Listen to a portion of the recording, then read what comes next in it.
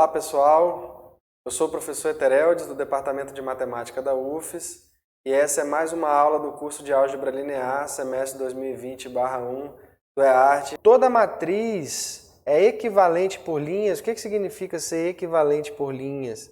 Equivalente por linhas significa que fazendo operações elementares sobre as linhas de a gente consegue obter uma matriz na forma escalonada reduzida. Vou chamar de R aqui.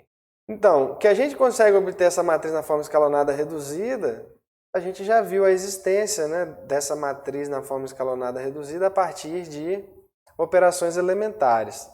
O que faltaria justificar nesse teorema seria por que essa matriz é única. Bom, esse fato especificamente nós vamos analisar ele mais tarde um pouco. Isso não vai afetar em nada aí o decorrer do curso, ok? Vou seguir aí o roteiro do livro, vou deixar isso para mais tarde, certo? Uma consequência disso que a gente acabou de ver, que é aí a proposição 1.5 do livro, é o seguinte: seja R uma matriz n por n na forma escalonada reduzida. Se R não é a identidade, veja, R é uma matriz quadrada. Se R não é a identidade, então R tem que ter uma linha nula, pelo menos. De novo, R é a forma escalonada de uma matriz quadrada. Então, ou ela é a identidade, ou tem uma linha nula. Beleza? Não sendo a identidade, obrigatoriamente ela tem uma linha nula. Então ocorre uma dessas duas coisas. Bom, por que isso é verdade? Olha, você tem lá uma matriz quadrada. Bom, se a primeira coluna tiver pivô, então aqui vai ser 1 na forma escalonada reduzida e o resto tudo zero. Bom, imagina que a segunda coluna não tenha pivô. Então, o que vai acontecer se a segunda coluna não tiver pivô? Aqui vai ser qualquer coisa, não sei o que é, mas aqui vai ser zero e o resto vai ser tudo zero. E a terceira coluna tem pivô. Bom, se a terceira coluna tem pivô, aqui é zero, veja, eu estou pensando na forma escalonada reduzida. Aqui é 1 e o resto tudo zero. Bom, tudo bem. O que vai acontecer nessa hipótese que eu acabei de citar aqui? Como os pivôs aparecem sempre à direita, a gente vai ter no máximo quantos pivôs? Aqui, ó. Se todo mundo tiver pivô agora, o último pivô vai estar aqui, ó. E essa linha aqui vai ser toda nula. Porque aqui, ó, quantas colunas sobraram daqui para lá? N menos 2. Então aqui só pode ter N menos 2 uns. N menos 2. Então esse cara aqui não pode ser 1. Essa linha aqui é obrigatoriamente 0 nesse caso. E é claro que se todas as colunas têm pivô, se todas as colunas tiverem pivô, você vai sempre andando para a direita, colocando 1 imediatamente abaixo. Isso aí vai dar exatamente a identidade. A forma escalonada reduzida de uma matriz quadrada ou é a identidade, ou seja, ou todas as colunas têm pivô, ou pelo menos uma linha nula, porque aqui é equivalente a ter pivô em todas as linhas e em todas as colunas. Bom, então a partir desse resultado a gente vai então analisar algumas situações sobre sistemas lineares homogêneos, que são sistemas particulares. Então está aí a definição de matriz de sistema homogêneo. Bom, mas dizer que o sistema é homogêneo é dizer que a sua matriz aumentada tem a última coluna igual a zero. A matriz aumentada desse sistema fica assim, ó. A1. Bom, como a gente vai operar com as linhas e aqui é tudo zero, o que acontece é que aqui vai continuar sempre zero, né? Essa coluna vai continuar sempre zero, qualquer que seja a operação elementar sobre linhas que eu fizer, porque a operação elementar sobre linhas é trocar duas linhas. Bom, trocar 0 por 0 vai continuar 0. Multiplicar uma linha por um número não nulo, qualquer linha. Bom, multiplicar 0 por qualquer coisa continua 0. E somar uma linha um múltiplo de outra. Bom, aqui é 0, somar com um múltiplo de 0 vai dar 0. Então essa coisa aqui nunca vai ser alterada, né? Você nem precisa usar matriz aumentada para sistema homogêneo, porque isso não vai agregar informação nenhuma. Uma outra particularidade importante dos sistemas homogêneos é que um sistema homogêneo sempre tem solução. Aqui, ó, todo sistema homogêneo admite pelo menos uma solução. Qual é? É a solução chamada solução trivial ou solução nula. Ou é a solução em que todos os elementos, todas as entradas são zero. Se você colocar zero aqui, ó, zero, zero, zero, vai dar zero. Então, se o lado direito aqui for todo mundo zero, a gente diz que o sistema é homogêneo. E o sistema homogêneo tem pelo menos uma solução, que é a solução trivial, beleza? No sistema homogêneo, a gente não precisa usar matriz aumentada para resolver sistema homogêneo. Por quê? Porque essa coluna aqui não vai agregar nada em termos de operações elementares. Ela sempre vai continuar zero. Então, eu não preciso colocar ela, já que eu não vai agregar informação, né? No caso de sistema homogêneo, a gente nem usa esse lado direito aqui, nem usa a matriz aumentada, usa só a matriz dos coeficientes. Isso também é uma coisa relevante aí para a gente não gastar energia. Bom, aí vem um teorema sobre sistemas homogêneos. Se há uma matriz M por N, tal que M é menor do que N, o que significa M ser menor do que N? Você tem mais colunas do que linhas. Todo sistema homogêneo, com mais equações do que incógnitas, tem infinitas soluções. Bom, mas se tem mais uma solução, significa ter infinitas? Sim, porque a gente já viu que se um sistema tem duas soluções distintas, uma é a solução nula e a outra é uma solução não trivial, não nula, então ele tem infinitas. Tendo duas distintas, tem infinitas, a gente já viu isso no outro. Bom, tudo bem, por que um sistema com menos linhas do que colunas? O que significa isso? O que significa M ser menor do que N nessas equações? Significa que você ter mais colunas, significa que você tem mais variáveis. Você tem mais variáveis no sistema. Então você tem mais variáveis do que equações. Ter mais variáveis do que equações implica em você ter solução não trivial. Por que isso é verdade? Bom, isso é verdade simplesmente porque a forma escalonada reduzida dessa matriz, como você tem M linhas, você tem no máximo, eu vou explicar, e aí o sistema é assim, né? Você tem mais colunas do que linhas. Vou fazer um desenho aqui, mas esse desenho é só um sketch da demonstração, não é exatamente a demonstração, só um desenho.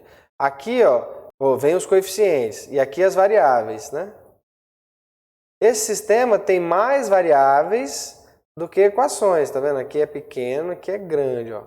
É só um desenho, é só para você pensar o que significa isso aqui em termos de matriz. Você tem mais variáveis do que equações.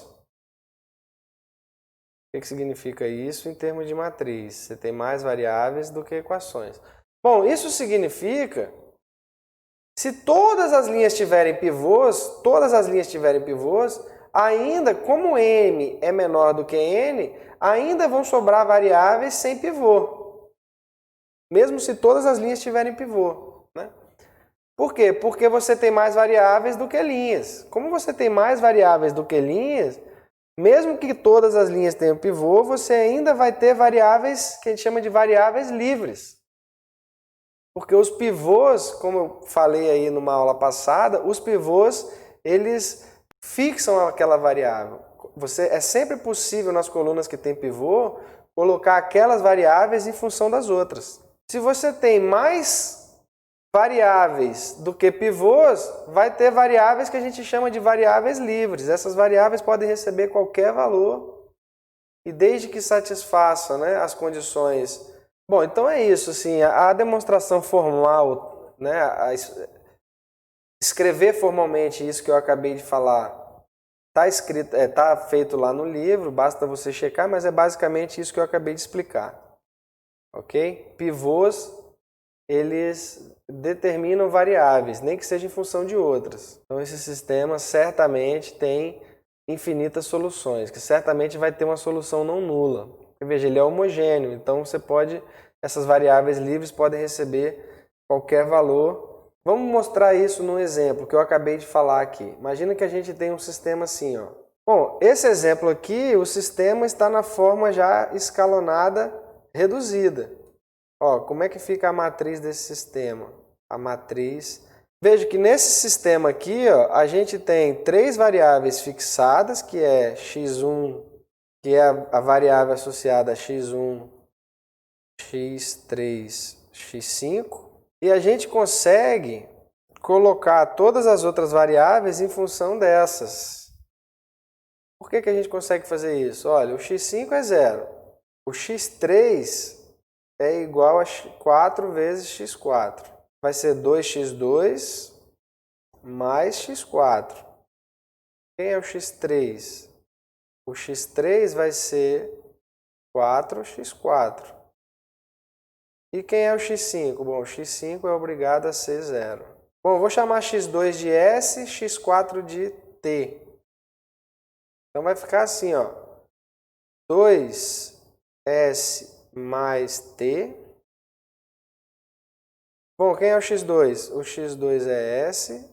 Quem é o x3? O x3 é 4T, porque é 4x4. Quem é o x4?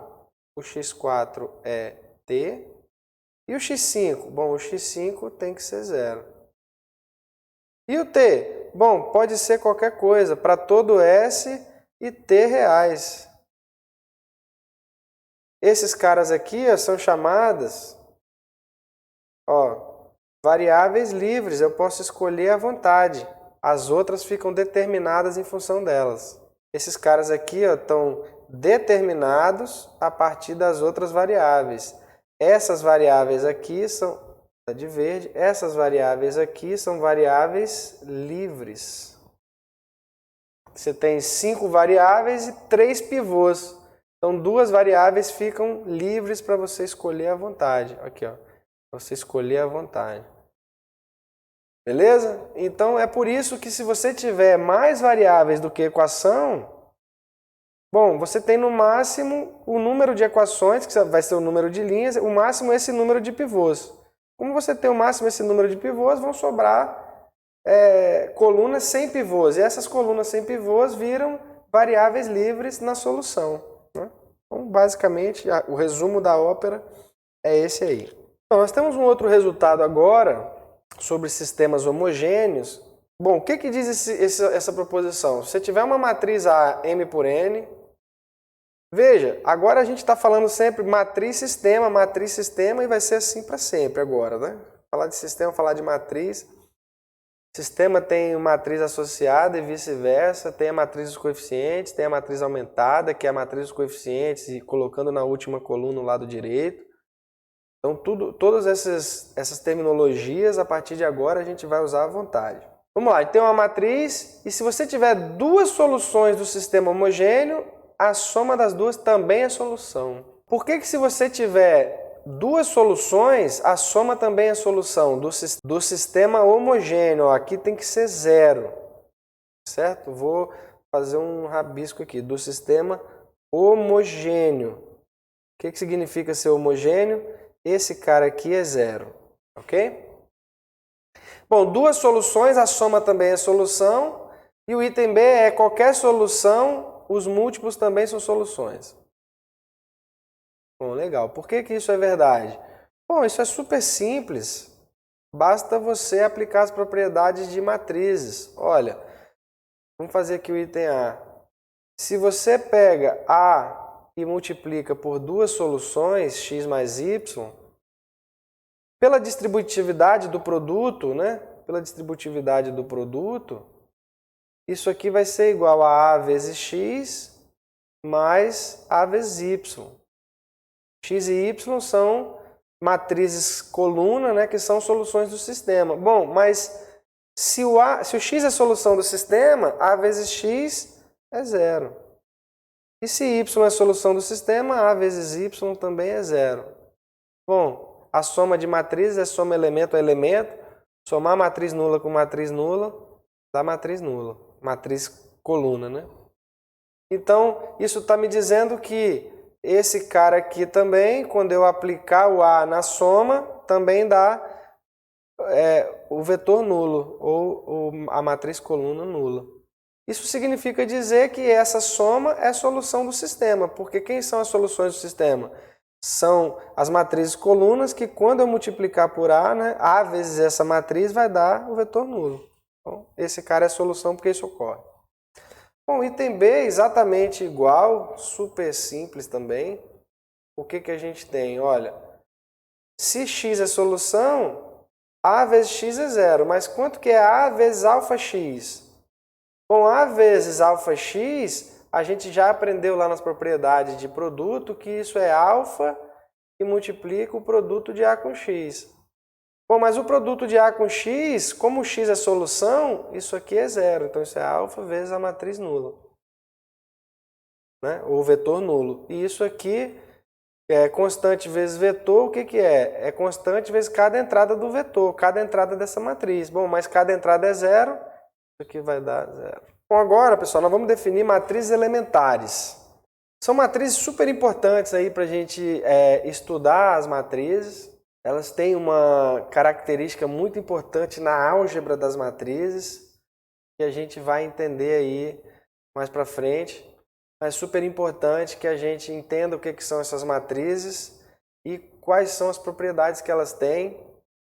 E aí eu vou falar agora, rapidamente, mas é importante que a gente faça isso, tá certo? O livro trata essa seção, né, essa subseção como opcional, mas eu acho que é super importante a gente estudar essa seção, porque a partir de matrizes elementares, muitas outras coisas ficam super mais fáceis de estudar, tá certo? Super fáceis de entender.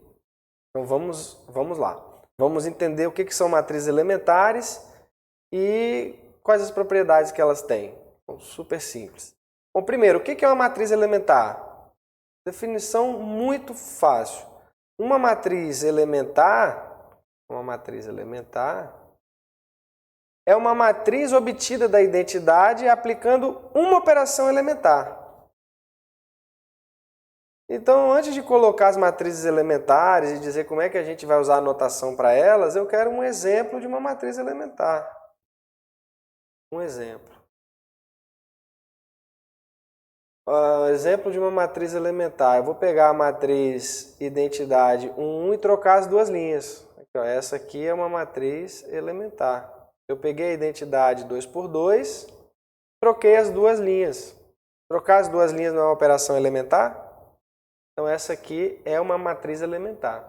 Um outro exemplo. Agora, sei lá, vou pegar uma 3 por 3. Essa também é uma matriz elementar. Porque multiplicar uma linha por uma constante não nula é uma única operação elementar. Eu apliquei essa única operação elementar na identidade. Bom, por fim, um outro exemplo aí de operação elementar, que é de matriz elementar associada à terceira operação elementar.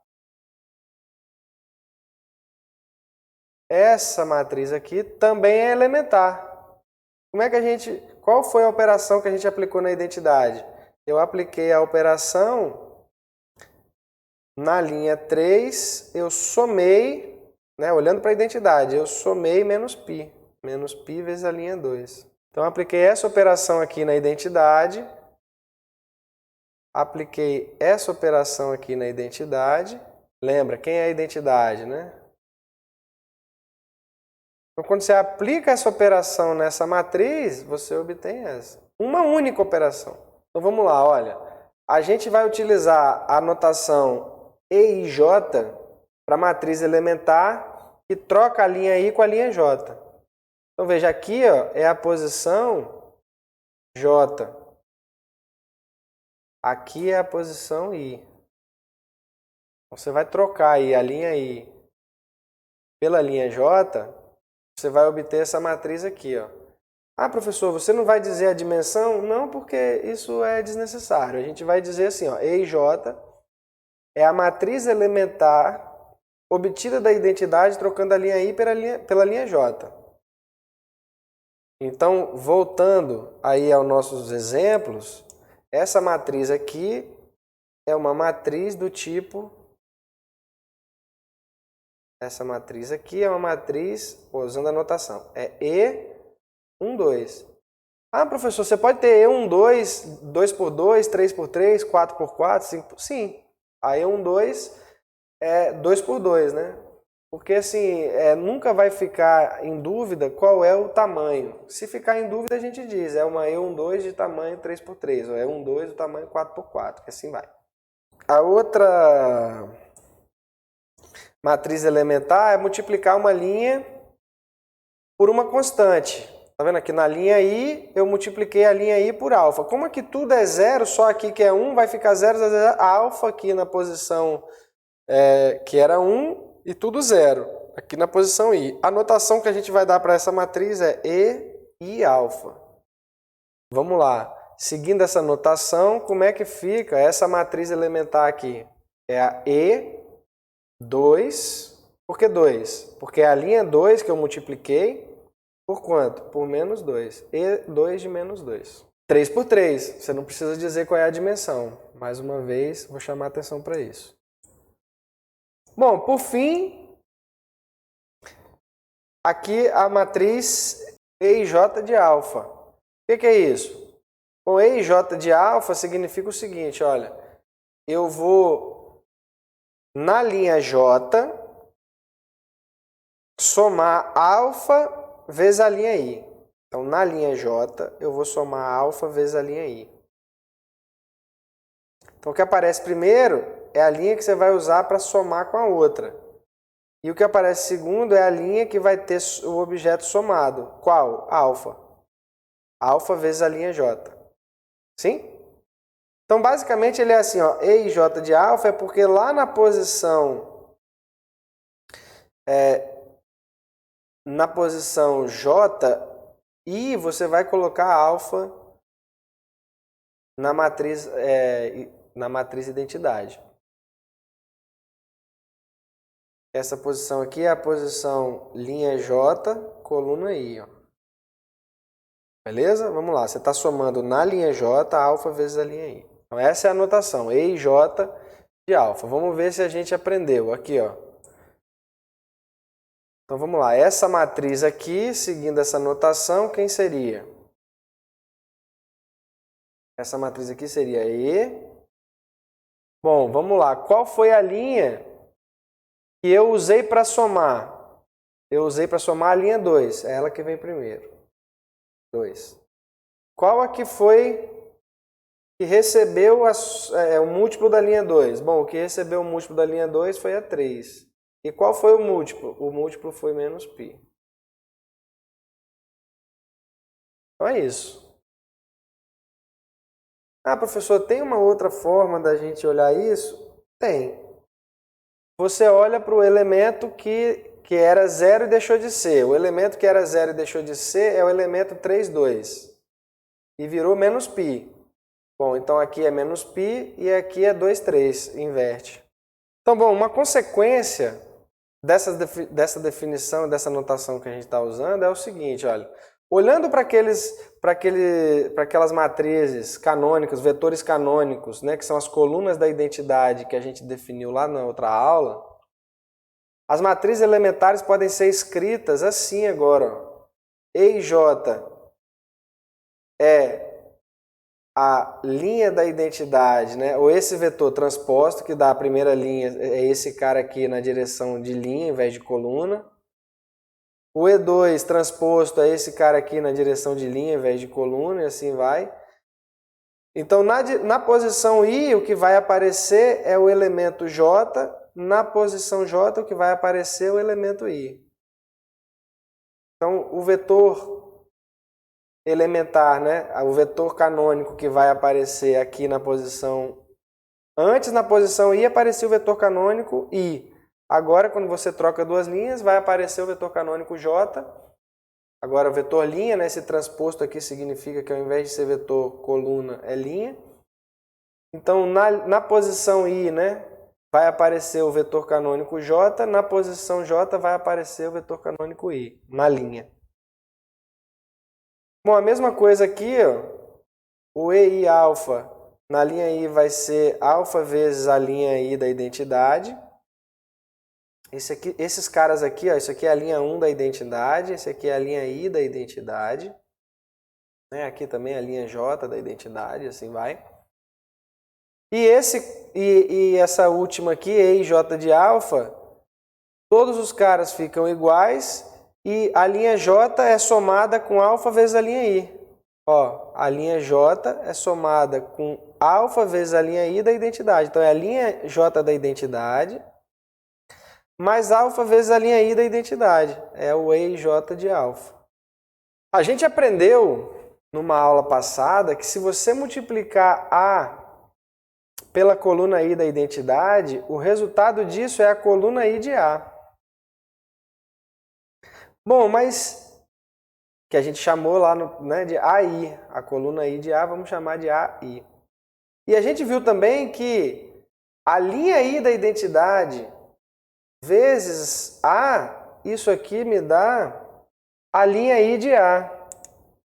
E a gente pode chamar também a linha I de A de AI transposto. E a linha I de A é o quê? É a coluna I transposta. O EI transposto é a linha I de A. Bom, então, com isso, essa coisa aqui me dá um resultado super importante. O que isso aqui, na verdade, implica para a gente? Isso aqui tem uma consequência. Qual é a consequência? Bom, se eu pegar, vamos olhar para cá. Se eu pegar uma matriz elementar E, por exemplo, E e J, e multiplicar isso por A, o que vai dar o resultado disso?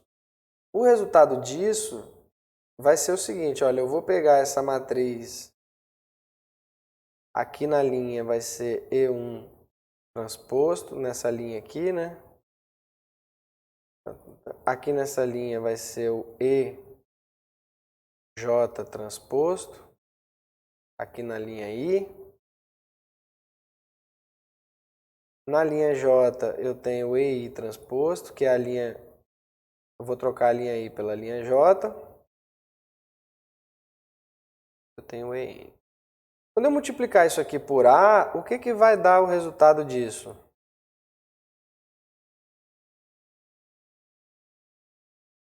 O resultado disso vai ser... Bom, o produto disso não é linha vezes coluna, linha vezes coluna, linha vezes coluna. Então vai ficar assim, ó. A primeira linha do produto vai ser E1 transposto vezes A. A segunda linha vai ser E1 transposto vezes A. Perdão. A segunda linha vai ser E2 transposto vezes A. A iésima linha vai ser o EJ transposto vezes A. A jésima linha vai ser o EI transposto. Professor, você não está trocando? Não, porque o EJ é trocar a linha I pela linha J. Até o EN transposto vezes A. Bom, mas me ajude aí. A gente acabou de ver que essa coisa aqui, o que é? Isso aqui é a linha 1 de A. Isso aqui é a linha 2 de A. Isso aqui é a linha J de A. Aqui na posição I. Todas as outras são iguais. Na posição J vai ter a linha I de A. E todas as outras são iguais. Bom, isso aqui o que é? Multiplicar A por E e J é aplicar a matriz elementar troca linhas I e J na matriz A. Então veja. Veja o que eu estou fazendo. eu estou aplicar a matriz, ou aplicar uma operação elementar sobre as linhas de uma matriz é multiplicar essa matriz à esquerda por uma matriz elementar. Ah, professor, as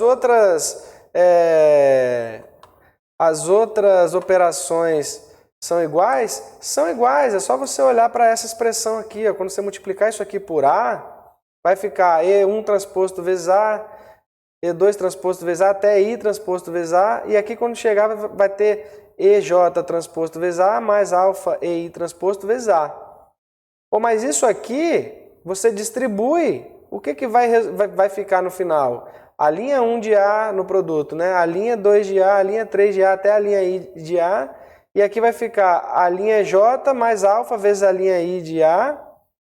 E aqui a linha M de A. Bom, mas o que é isso? Isso é uma operação elementar que é somar a linha J alfa vezes a linha I. E isso é aplicar essa matriz elementar EIJ de alfa em A. Aplicar essa matriz, multiplicar essa matriz à esquerda por A é aplicar a operação elementar, né, essa mesma operação elementar na matriz A. Bom, isso tem uma consequência muito legal, que é o seguinte, olha. Quando você me dá uma matriz qualquer, eu tenho a matriz A, aí eu aplico uma elementar nela, vou chamar de E1 barra. Depois eu aplico uma elementar de novo nesse resultado. Aplico várias vezes isso, K vezes, e o resultado que eu obtenho disso é uma matriz escalonada reduzida.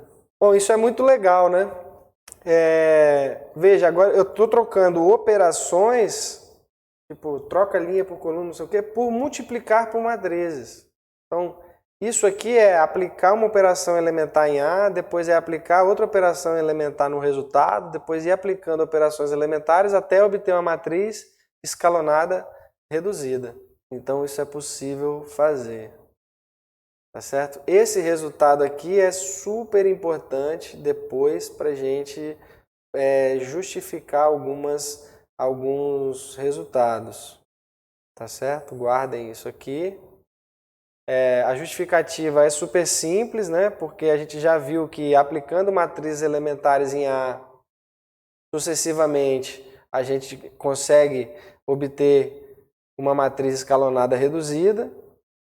Então, com isso, como a gente sabe que aplicar uma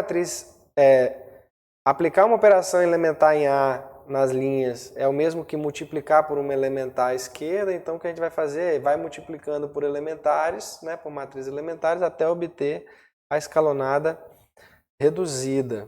Para finalizar, eu vou fazer um exemplo dessa conta. Bom, eu vou deixar isso para vocês checarem. Vamos olhar para esse exemplo aqui agora.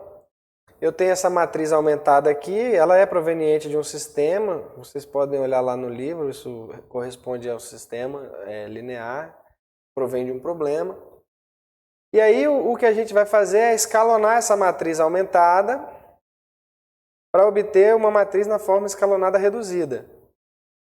Bom, a forma escalonada reduzida dessa matriz é essa. E aqui a solução do sistema já sai direto, né? Ó, Z igual a 100, Y igual a 200, X igual a 700. Então, aqui é difícil você saber quem é a solução. Escalonou, já tem a solução imediatamente. Bom, quais foram as operações elementares aplicadas? Ele está dizendo aqui, ó, primeiro, o que a gente fez foi aplicar a operação E12 de menos 2. O que significa isso? A gente somou a linha 2, menos 2 vezes a linha 1.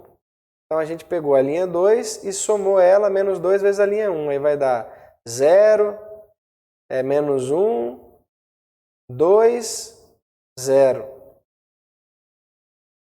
Aí depois a gente vai zerar esse cara aqui. Qual é a operação que a gente vai fazer para zerar esse cara aqui?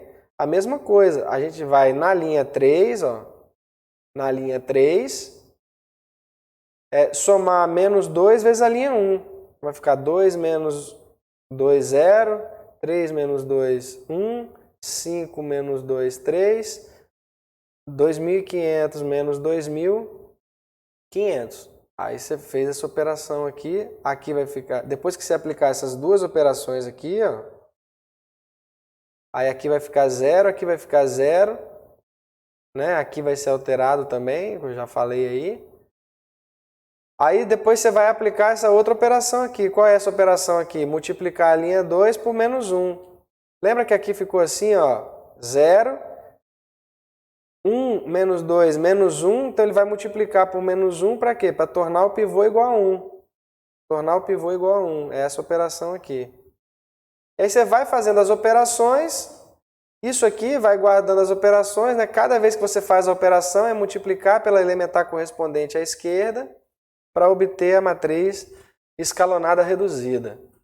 Então, pessoal, isso é que eu queria falar para vocês aí nessa aula de hoje. Isso corresponde aí ao fim do capítulo 1.2, né, da seção 1.2. E aí eu espero que vocês continuem acompanhando. Na próxima aula a gente passa para o capítulo 2. Um abraço.